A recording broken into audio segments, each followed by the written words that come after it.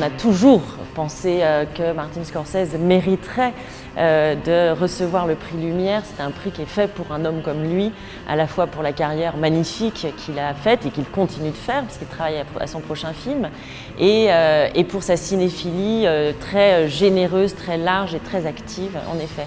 Mais c'est quelqu'un qui travaille beaucoup, donc on guettait le moment idéal pour l'inviter et on trouve ça parfait que ce soit effectivement pour fêter les 120 ans de la naissance du cinéma.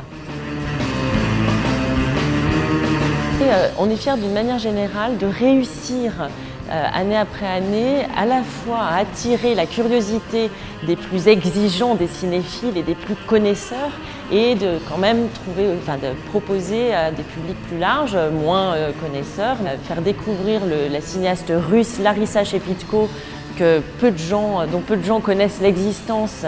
Et tout en célébrant par exemple les studios d'animation Pixar, on trouve que c'est un bel équilibre et qui permet encore une fois à beaucoup de cinéphiles de piocher dans la programmation des films qui peuvent convenir à leur cinéphilie. Ce que je trouve aussi intéressant en dehors des films, c'est l'articulation de certaines séances avec certains films présentés par certaines personnalités. Et il y a des choses un peu étonnantes. On trouve Michel Hazanavicius, qui a reçu un Oscar pour The Artist, vous vous en souvenez, qui va présenter Sanjuro de Kurosawa à Caluire. Et là, on se dit, voilà, il y aura des moments comme ça pendant le festival. Il y a Pierre Richard qui va présenter Marius de la trilogie marseillaise de Marcel Pagnol. Il y a des séances comme Salma Hayek, l'actrice mexicaine, qui présentera Raging Bull de Scorsese. Jean-Paul Belmondo reviendra cette année. Il avait illuminé la soirée d'ouverture il y a 2 ans, du festival il y a 2 ans.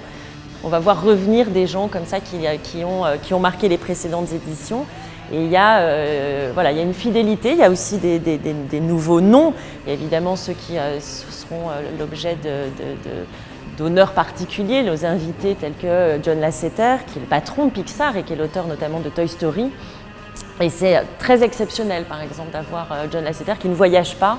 Il était, depuis quelques années, regardait ce qu'on faisait à Lyon pour célébrer le cinéma. Il a été très touché par l'invitation qu'on lui a faite. Chez Disney, ils sont assez impressionnés de la venue de Lasseter à Lyon.